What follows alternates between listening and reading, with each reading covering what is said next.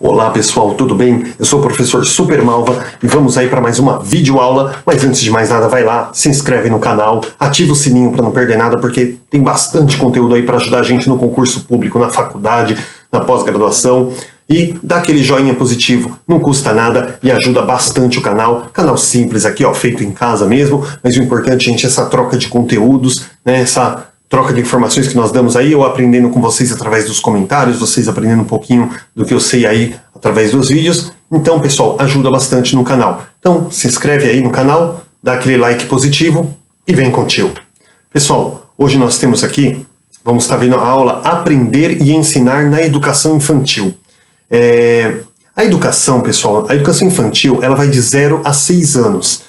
É o período em que a criança mais se desenvolve, é a fase assim onde parece que o cérebro dela dá um boom. É como se ela tivesse turbinado o cérebro da criança, é a fase em que a criança mais se desenvolve na vida. É essa passagem da primeira infância aí, do 0 aos 6 anos. Tá? É uma fase de enormes mudanças na vida da criança, porque é quando a criança aprende a socialização, ela aprende a falar, ela aprende a pedir, ela aprende o não, ela vai aprender a andar, ela vai aprender a linguagem simbólica, que é aquela de desenhos, por exemplo, a gente pode usar aí o exemplo daqueles aqueles desenhos que vai na porta dos banheiros, do shopping, da escola, né? Que a criança olha, ela sabe qual que é o do menino, qual que é o da menina, por causa dos desenhos. Então essa fase simbólica, por exemplo, a criança ela não sabe ler, mas se você pega uma latinha, por exemplo, de Coca-Cola, a criança vê aquele logo da Coca-Cola, ela sabe. Se pega um símbolo M do McDonald's, a criança sabe que é o McDonald's, ela não sabe ler, mas ela reconhece o símbolo. E aí, dentre outras marcas, né? A criança vai reconhecendo através da simbologia. Então, são muitas mudanças. Então, é uma fase que a criança se desenvolve muito mais do que no restante da vida inteira dela. Ela vai se desenvolver demais nessa fase. As abordagens, gente, para trabalhar com esse tipo de criança, assim, para trabalhar com esse tipo de faixa etária, elas devem ser feitas numa concepção construtivista. Ou seja, você não pode classificar o aluno e fica assim, olha, aquele ali não aprende, esse aqui aprende, aquele ali, ó, caso perdido, aquele ali não, de forma nenhuma. Construtivismo, ou seja, tem criança que vai ser um avião, você vai falar com ela, ela vai decolar, ela vai aprender tudo de forma rápida, ela vai questionar.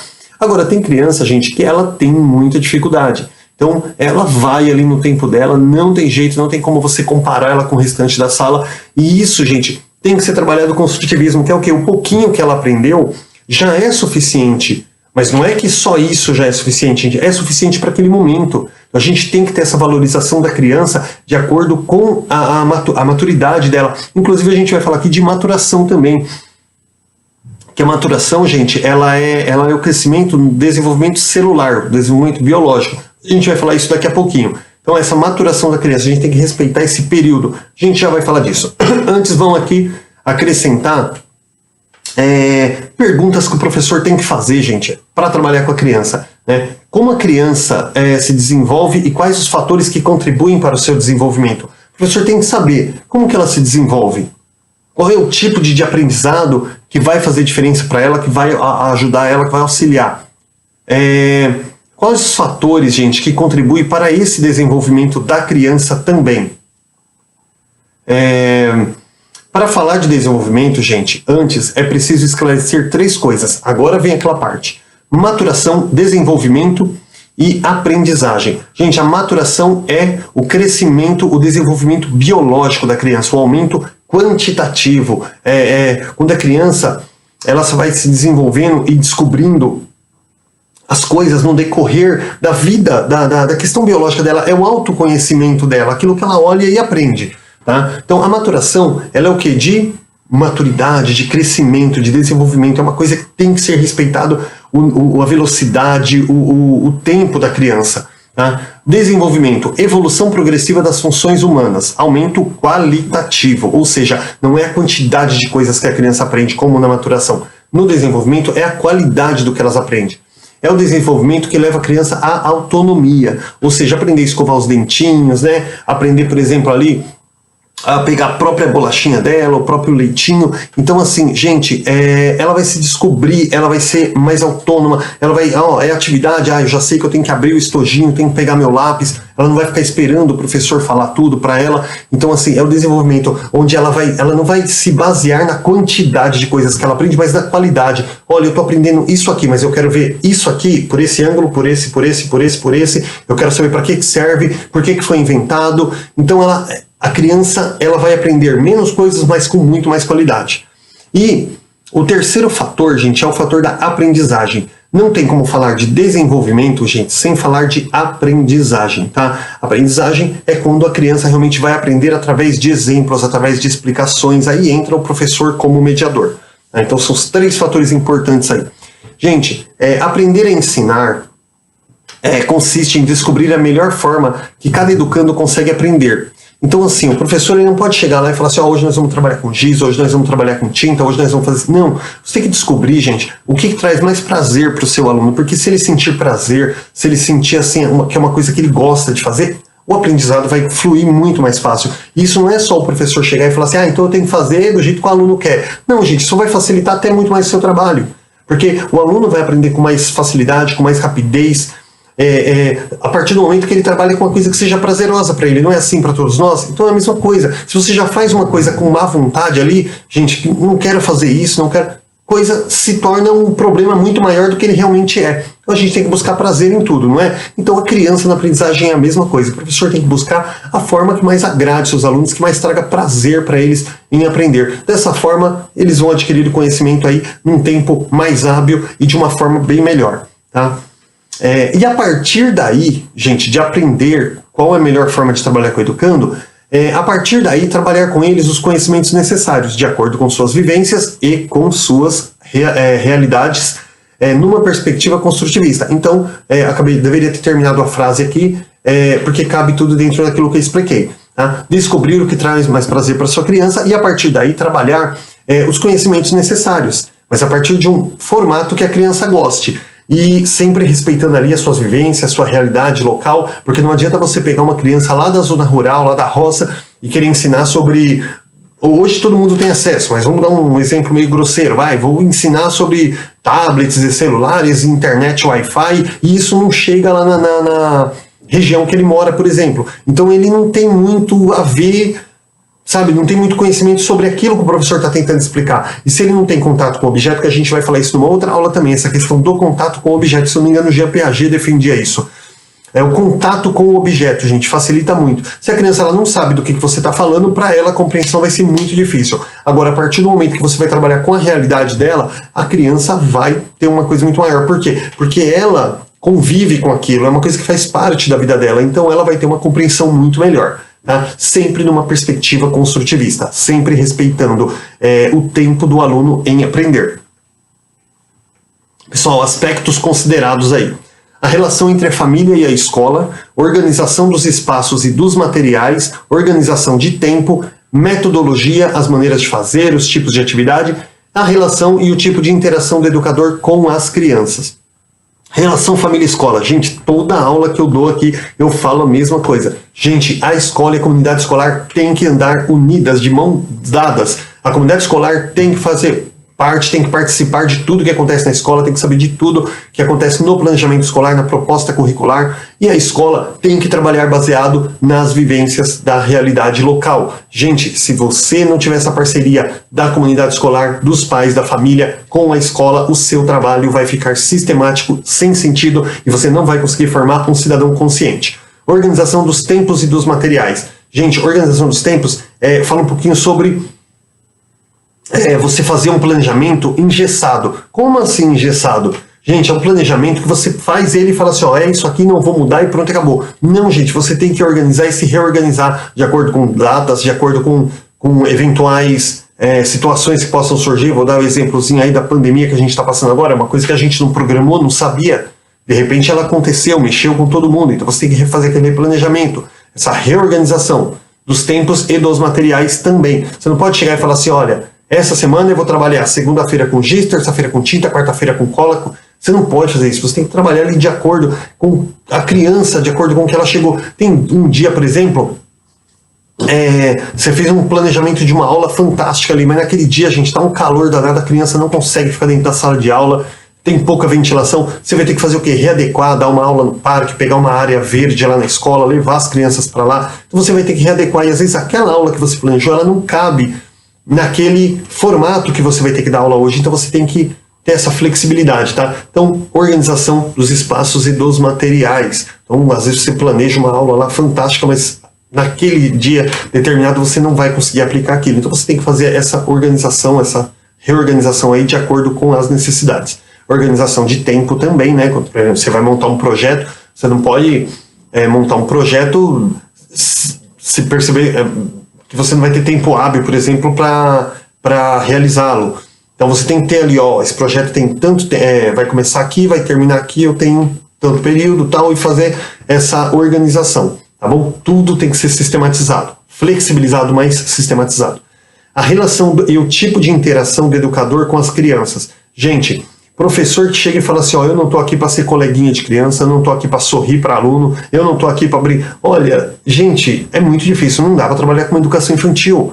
Porque, gente, o Valon, por exemplo, ele defende muito, a Henri Valon, ele defende muito a questão da afetividade, gente. Se o professor não tem uma relação íntima com as crianças ali, não fala a língua das crianças, ele não gosta de se interar com as crianças, o ensino ele vai ficar muito mais difícil, porque se a criança, segundo, por exemplo, o Henri Valon, se não houver essa afetividade, se o aluno não gostar do professor, ele não consegue nem se concentrar na matéria, ele não consegue pegar nada do que aquele professor passa. Então, essa relação, essa interação é muito importante. Então, tem que se trabalhar muito o tipo de interação que você vai ter com o seu aluno. Tá? Claro, um respeitando o limite do outro, mas tem que haver essa interação sim. Tá? Esse círculo de confiança, de afetividade entre o educador e o educando.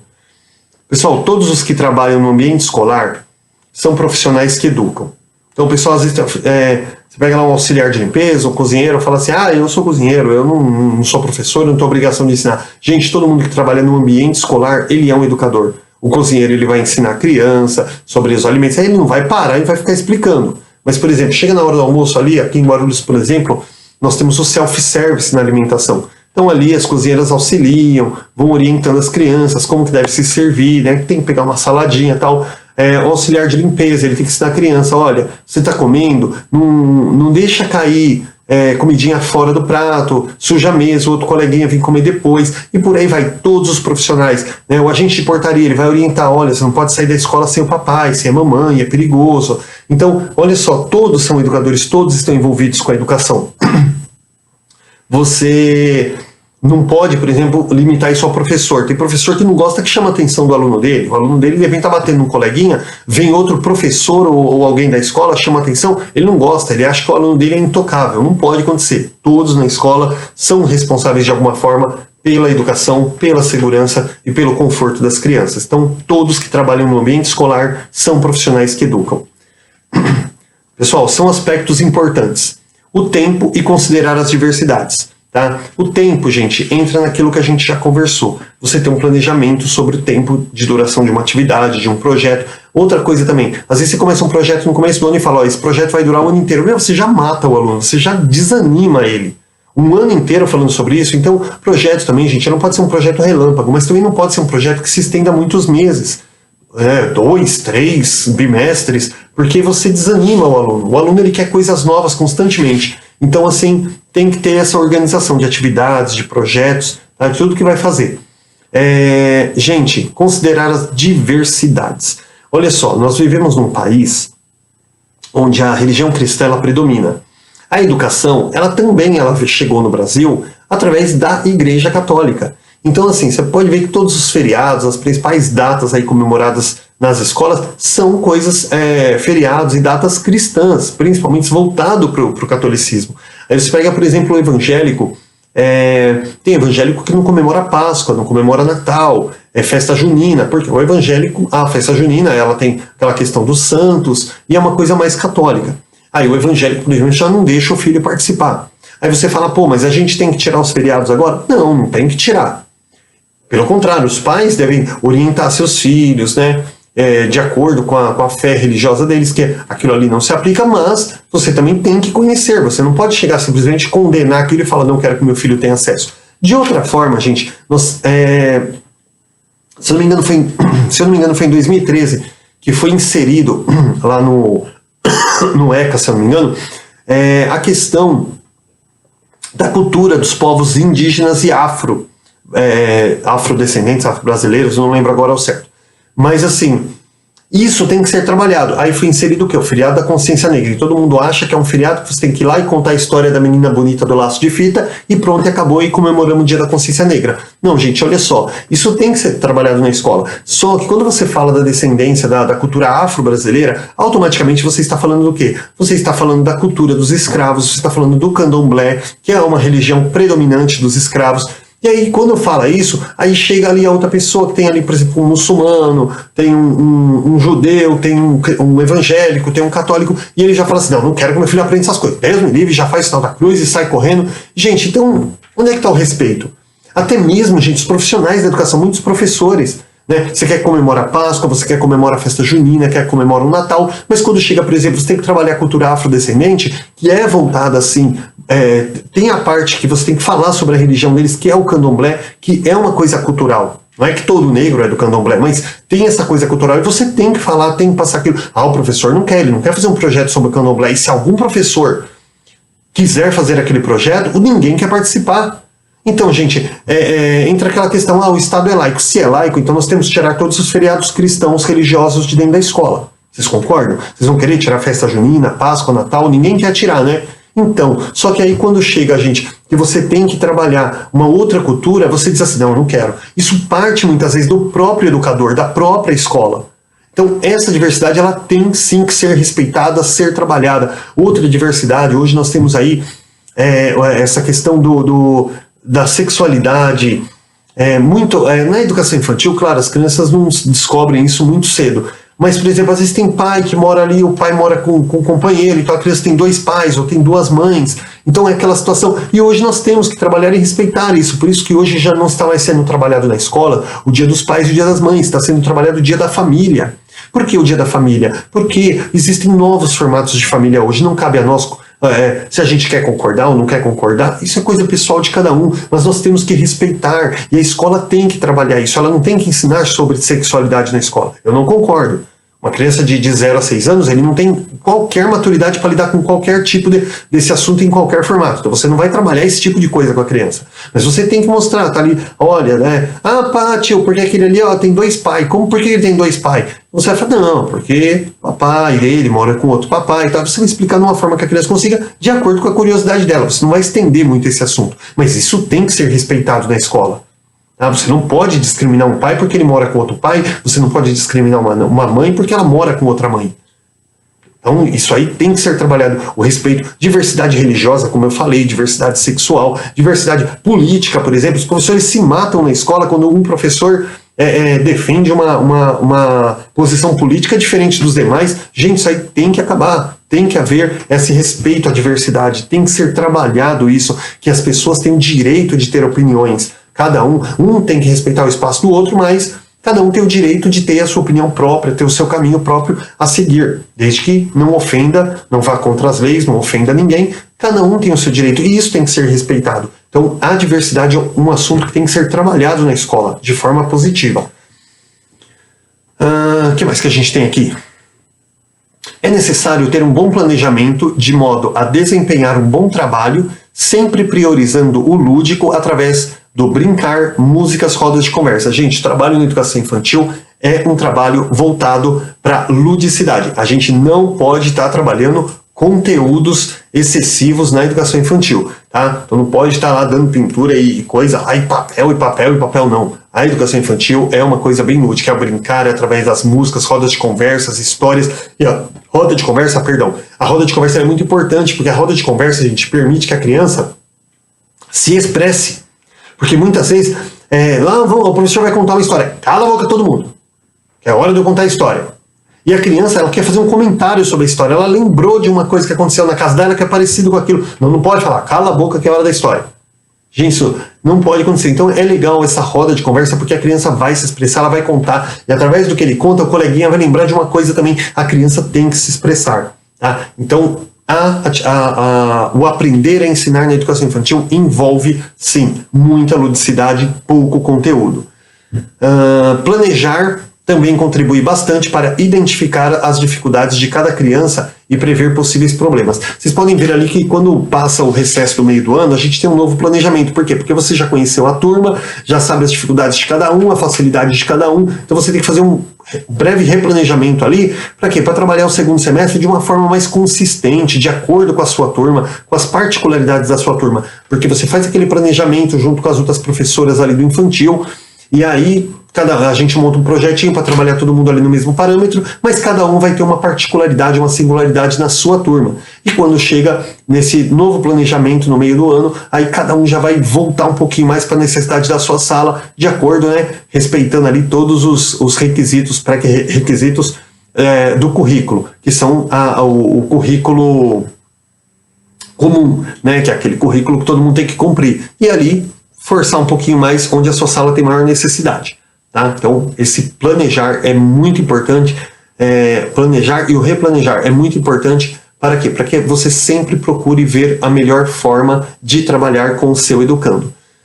Vamos aqui fazer um resuminho aqui dessa aula. Aprender a ensinar consiste em descobrir a melhor forma que cada educando consegue aprender, e a partir daí trabalhar com eles os conhecimentos necessários de acordo com suas vivências e com suas realidades numa perspectiva construtivista. Pessoal, vamos anotar umas palavras-chave aí dessa aula.